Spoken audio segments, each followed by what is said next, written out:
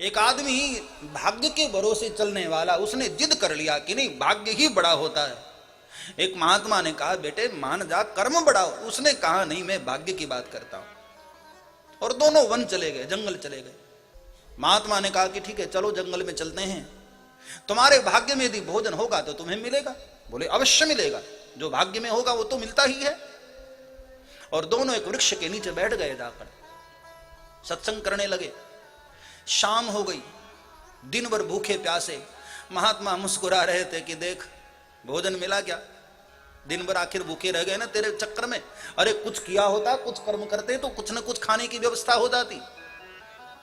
उसने कहा नहीं भाग्य में होगा तो जरूर मिलेगा। इतने में एक बूढ़ी माता भोजन लेकर के आई वहां। लेकिन जैसे ही भोजन की थाल आई, इतने में कुछ डाकू लोग वहां पहुंचे। तो बूढ़ी माता तो वहां भोजन छोड़कर भाग गई, और वो दोनों भी ऊपर चढ़ गए पेड़ पर। अब भोजन की थाल नीचे है, भूख भी लगी है, लेकिन भोजन कर नहीं पा रहे। डाकू लोग आ गए। डाकू लोगों ने देखा कि भोजन की थाली तो है, लेकिन आसपास कोई आदमी नहीं, कौन लाया? तो सरदार ने कहा कि बेटे मुझे ऐसा लगता है कि ये दुश्मनों की चाल है। किसी को पता लग गया है कि हम लोग यहां विश्राम करते हैं, और विष मिला हुआ भोजन किसी ने इसमें मिलाकर यहां रख दिया है। जरूर आसपास कोई होगा। खोजने लगे, यहां वहां देखा। इतने में एक की नजर, ओहो ये दो बैठे हैं यहां। डाकुओं ने कहा उतर नीचे, हमको मारना चाहता है।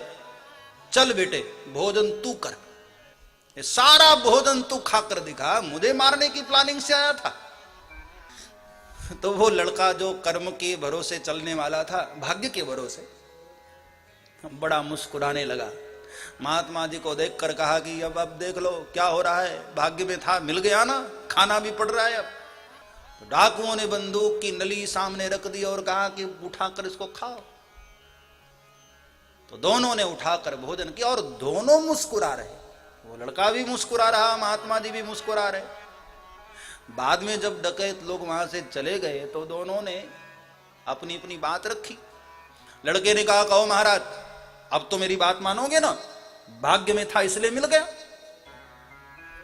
बोले भाग्य में था मिल गया, लेकिन पेट तब भरा जब तूने कर्म किया। मुख में डालकर जब तक चबाया नहीं तब तक तेरी भूख मिटने वाली नहीं थी। इतना कर्म किया, बाद में तुझे क्षुधा शांत हुई तेरी।